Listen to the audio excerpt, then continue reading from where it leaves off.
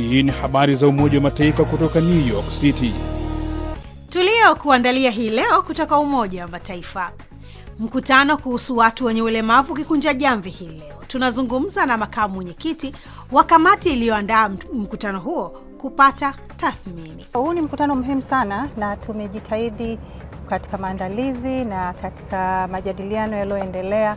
Kwa kiasi kikubwa malengo ya mkutano yamefanikiwa. Na leo katika kujifunza Kiswahili tutabisha hodi Chuo Kikuu cha Nairobi nchini Kenya kupata ufafanuzi wa methali. Karibu. Ni Alhamisi ya tarehe 11 ya mwezi Juni mwaka 2026, siku ya kimataifa ya kucheza. Kutoka hapa New York, Marekani, mimi ni Lea Mushi. Kabla ya kukuletea mada kwa kina ambayo hii leo itaangazia tathmini kutoka kwa makamu mwenyekiti wa kamati iliyoandaa mkutano 19 wa nchi wanachama wa mkataba wa haki za watu wenye ulemavu CRPD ambao unakunja jamvi hii leo hapa New York, Marekani. Kwanza tupate muktasari wa habari ambao unaletwa kwako na Flora Nducha. Karibu Flora. Asante Lea. Tuanze na Ebola. Hatari ya Ebola wakati wa kombe la dunia la soka 2026 ni ndogo na hakuna sababu ya mashabiki kubadili mipango yao ya safari kuelekea Canada, Mexico na Marekani na kufanyika michuano hiyo, limesema shirika la afya la Umoja wa Mataifa duniani WHO, kombe hilo liking'oa nanga hii leo. Mkurugenzi wa WHO kanda ya Ulaya Hans Henry P. Kluge amesema hakuna wagonjwa wa Ebola katika nchi hizo wala Ulaya, na amesisitiza kuwa safirini kama kawaida na furahieni mashindano hayo. WHO imefafanua kuwa Ebola haisambai kwa njia ya hewa. Aidha, imetoa wito wa kuepuka unyanyapaa na kusisitiza kuwa kwa tahadhari na taarifa sahihi, watu na mashindano vinaweza kubaki salama. Timu 48 zinashiriki na mechi 104 zitachezwa. Tukielekea Afrika, Rais wa Baraza Kuu la Umoja wa Mataifa Annalena Baerbock amehitimisha ziara ya siku 2 jijini Nairobi nchini Kenya, ambapo amesisitiza nafasi muhimu ya Umoja wa Mataifa katika kusongesha maendeleo, amani na ushirikiano barani Afrika. Amesema kila siku Umoja wa Mataifa na washirika wake huokoa maisha. Bila Umoja wa Mataifa mamilioni ya watoto wasingepata elimu kupitia UNICEF wala chanjo muhimu kupitia WHO, na tusingekuwa na ushirikiano kama huu. Na mkutano wa 19 wa nchi wanachama wa mkataba wa haki za watu wenye ulemavu CRPD uliokuwa unafanyika hapa makao makuu ya Umoja wa Mataifa jijini New York, Marekani umefikia tamati hii leo. Kauli mbiu ya mwaka huu ni kuadhimisha miaka 20 ya mkataba huo na kuimarisha utekelezaji wake katika dunia inayobadilika. Kibaya Laibuta, jaji wa mahakama ya rufaa nchini Kenya ambaye pia ni mlemavu asiyeona au kipofu, ameshiriki mkutano huo na anaeleza alivyouona mkutano huo. Mkutano unapomalizika, hakika tunaona jitihada ambazo serikali na pia mashirika yasiyo ya serikali, jitihada wanazofanya kuangazia na kuunga mkono jitihada tofauti za kushughulikia mahitaji muhimu, yani yale tunaita special needs, watu walio na ulemavu wa aina tofauti. Kuna programu nyingi ambazo wengi wamejitoza na kufanya iwezekane kwamba yale mahitaji yanashughulikiwa inavyofaa. Ijapokuwa kuna mengi ambayo tunaweza kusema kwamba tunanuia kutimiza, lakini hata hivyo si rahisi kutimiza kila kitu. Mwisho wa muhtasari wa habari. Asante sana Flora Nducha kuletea muktasari wa habari. Katika kipindi hiki pia hapo baadaye utapata fursa ya kujifunza Kiswahili. Na leo tutapata maana ya methali inayosema lililo lujani ni la lusu. Salia papo hapo tafadhali.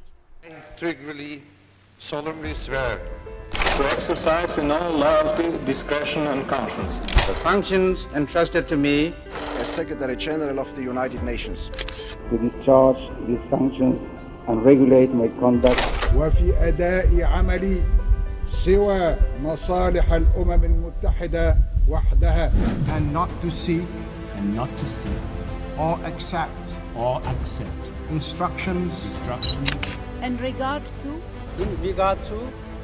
the performance of my duties from any government or other authority external to the organization.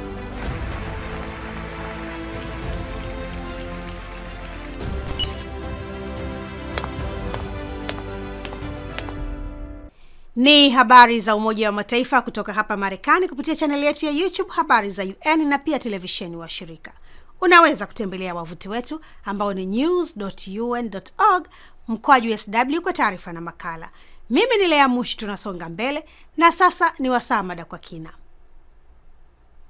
Mkutano wa 19 wa nchi wanachama wa mkataba wa haki za watu wenye ulemavu CRPD umetamatishwa hii leo katika makao makuu ya Umoja wa Mataifa hapa New York, Marekani.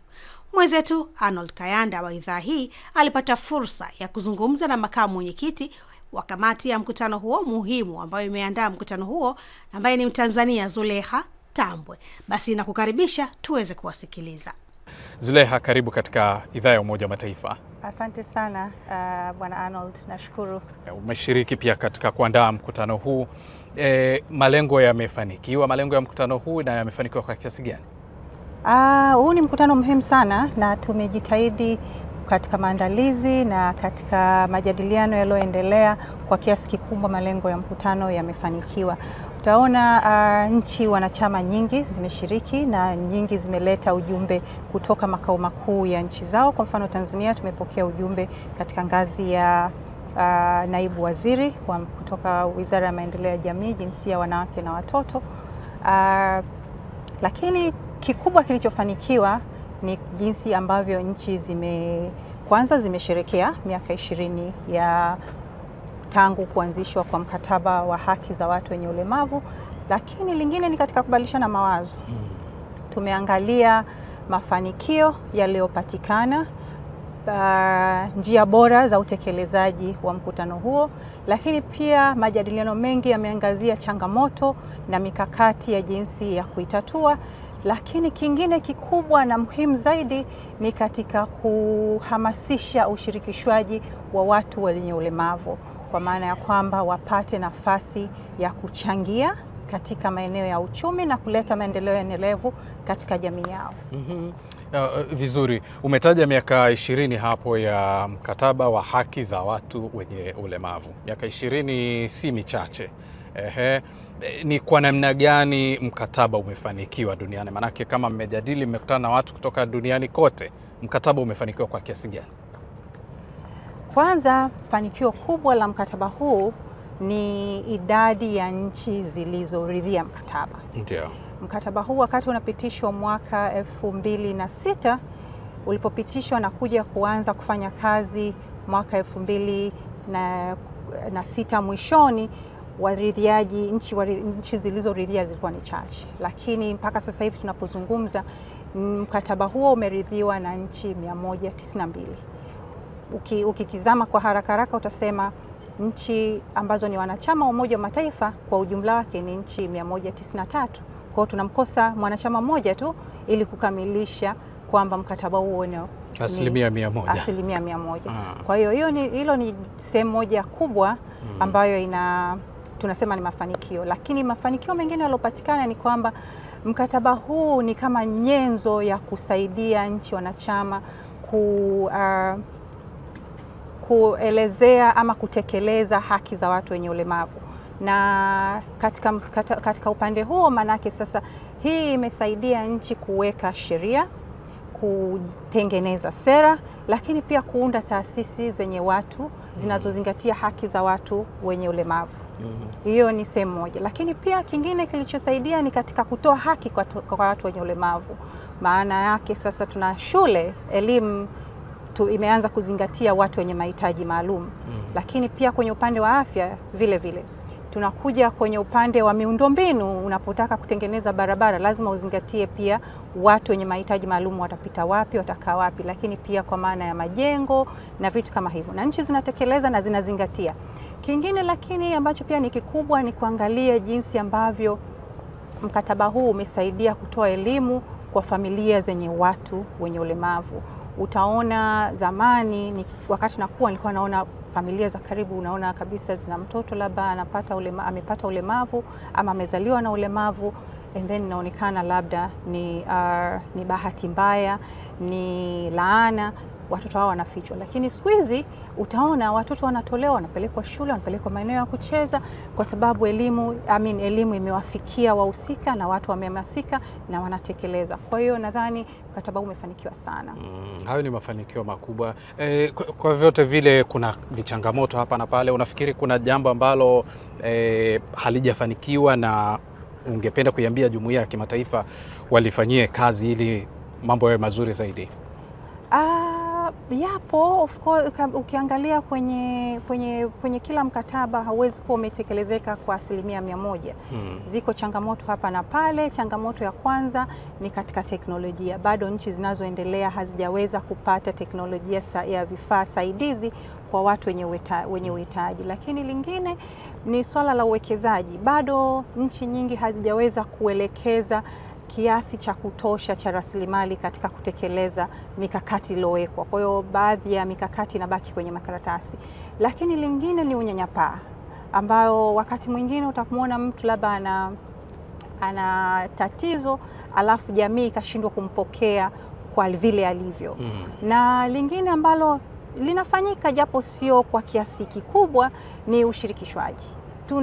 Tuna mikakati mingi mizuri inayoandaliwa, lakini haiandaliwi kwa ushirikishwaji wa watu wenye mahitaji yale. Kwa hiyo kimuhimu ni kuwa na uandaaji wa sera na programu ukiwa umewashirikisha watu wenye mahitaji ama umeshirikisha taasisi za watu wenye mahitaji hayo ili waweze kusema nini halisi wanahitaji. Asante sana Zulekha. Asante. Shukrani sana Arnold Kayanda kwa mahojiano hayo, na hongera Zulekha Tabwe kwa kushiriki kufanikisha mkutano huo muhimu kwa ulimwengu. Na sasa ni wasaa kujifunza lugha ya Kiswahili. Leo mchambuzi wetu ni Dr. Josephat Gitonga. Huyu ni mhadhiri kutoka Chuo Kikuu cha Nairobi nchini Kenya kwenye kitivo cha tafsiri na ukalimani. Leo anafafanua methali inayosema lililo lujani ni la lusu.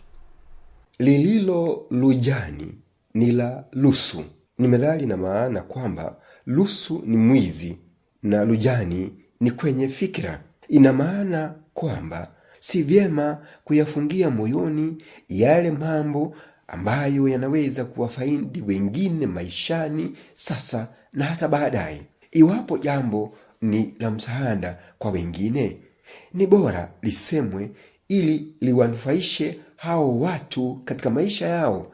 Anayeficha mawazo yake ni mwizi, kwa kuwa mawazo yake ni mabaya.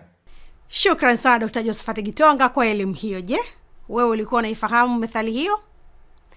Basi kufikia hapa nami nafikia tamati kwa leo, lakini panapo majaliwa tutakutana tena Jumanne wiki ijayo kwa jarida lingine la video. Lakini kwa upande wa redio ni kila siku, hivyo kesho Ijumaa utapata kusikia habari za Umoja wa Mataifa.